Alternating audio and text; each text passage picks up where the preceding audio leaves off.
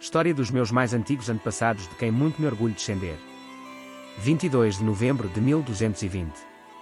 É coroado imperador do Sacro Império Romano Germânico, Frederico II de Hohenstaufen, meu 27º e 29º avô, rei de Jerusalém, rei da Itália, rei da Sicília e rei dos Romanos, 10º avô de Pedro Álvares Cabral, descobridor do Brasil.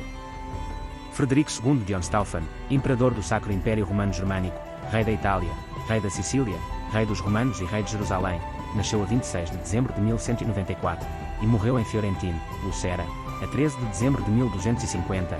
Era filho de Henrique VI de Hohenstaufen, imperador do Sacro Império Romano Germânico e de Constança de Hauteville, princesa da Sicília, neto paterno de Frederico Barba Ruiva, imperador do Sacro Império Romano Germânico e de Beatriz da Borgonha, e neto materno de Rogério II, de Hauteville, rei da Sicília e de Beatriz de Retel.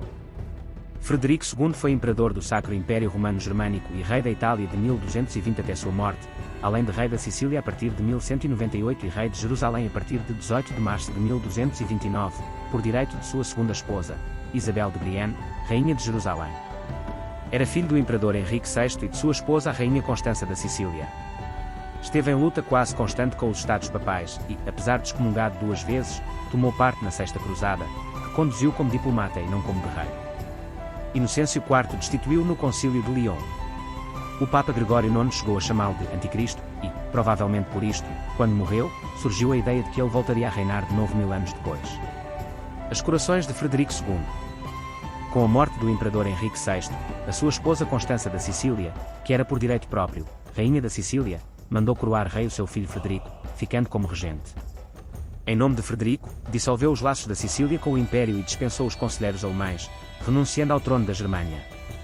Depois da morte de Constança, em 1198, o Papa Inocêncio III sucedeu-lhe como guardião de Frederico até à sua maioridade e assegurou a sua educação formal em Roma.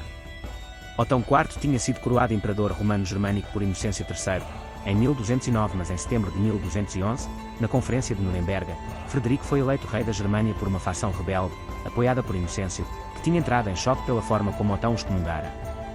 Frederico foi formalmente eleito em 1212 e coroado a 9 de dezembro, em Mogúncia.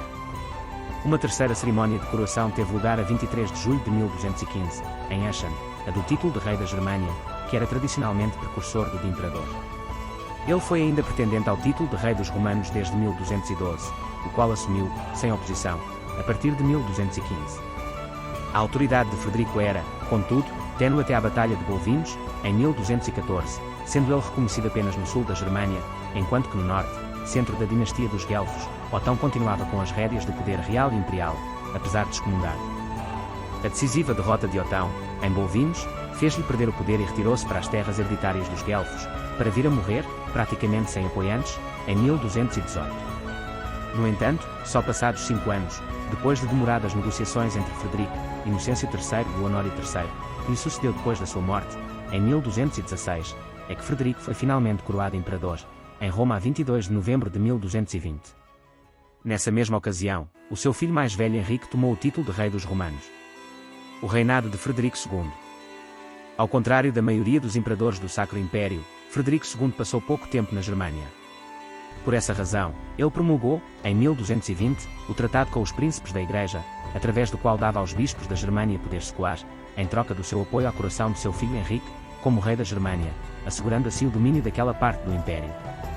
Depois da coroação, passou os dias, ora na Sicília ora em cruzadas até 1236, quando fez a sua última viagem à Germânia. Voltou à Itália em 1237, e aí permaneceu durante os restantes 13 anos da sua vida, representado na Germânia pelo seu filho Conrado. No reino da Sicília, continuou a reforma das leis iniciada em 1146 pelo seu avô Rogério II. Ele promulgou a Constituição de Melfi, uma coleção de leis que foram fonte de inspiração por muito tempo e se tornaram num precedente para o primado das leis escritas. Com relativamente poucas modificações, o Liber Augustalis continuou a ser a base das leis sicilianas até 1819. Frederico II tornou o reino da Sicília numa monarquia absoluta, sendo o primeiro Estado centralizado da Europa a emergir do feudalismo. Durante o seu reinado foram construídos o Castelo del Monte e, em 1224, a Universidade de Nápoles, atualmente chamada Universidade Frederico II, que permaneceu como o único Atenem do sul da Itália durante séculos. Em 1226, por meio da Bula Dourada de Rimini, confirmou a legitimidade da administração das terras da Prússia a leste do rio Vístula pelos cavaleiros da Ordem Teutónica, comandados por Hermann von Salza. Frederico II e as artes. Ao contrário de muitos monarcas do seu tempo, muitas vezes analfabetos, Frederico II sabia expressar-se em 9 línguas e correspondia-se por escrito em 7. Era um dirigente moderno, patrono das ciências e das artes. Um dos seus conselheiros era o famoso astrólogo Guido Bonatti de Forlì. Tinha ideias avançadas sobre economia, abolindo monopólios estatais, tarifas internas e reformando os regulamentos de importação do Sacro Império Romano Germânico.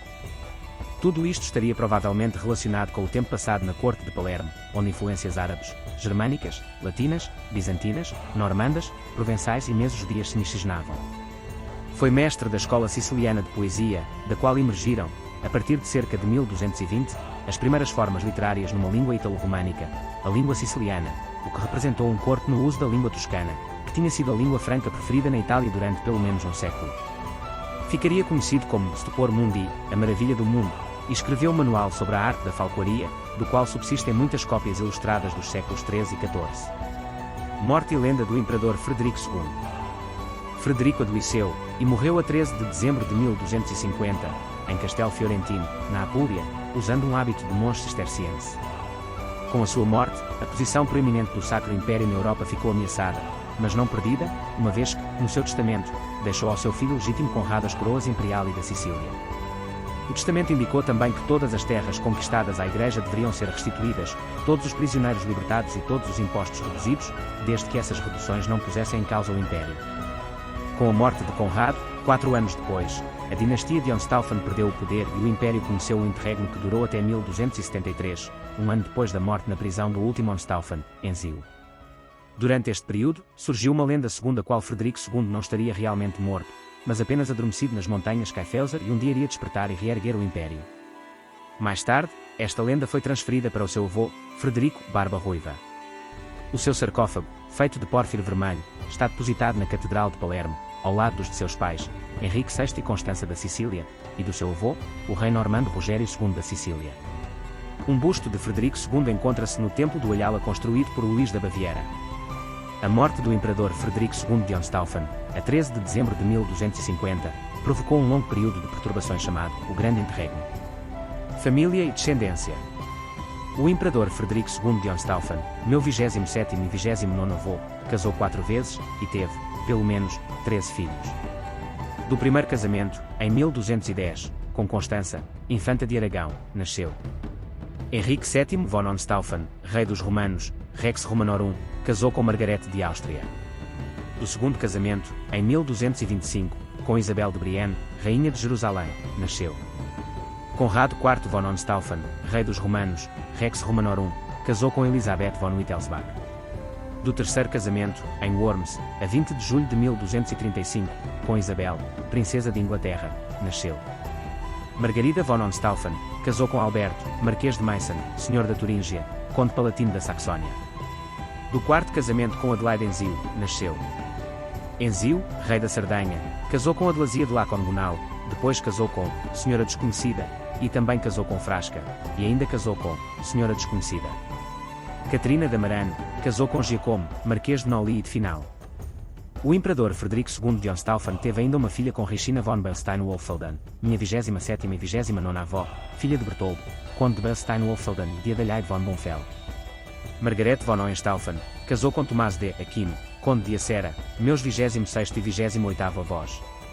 Com Bianca, condessa de Lância, teve Costanza Ana di Sicilia, casou com Conrado Gaetani, conde de Orizio, de Rixio e Pomaia. Manfredo, rei da Sicilia, casou com Beatriz de Saboia, e depois casou com Helena do Caina Angelina. Filhos com Senhora Desconhecida. Adalazia von Hohenstaufen, casou com Conrado, marquês de Malaspina. Filhos com Senhora Desconhecida. Selvagia von Hohenstaufen, casou com Zelim III de Romano. E muitos mais filhos de mães desconhecidas.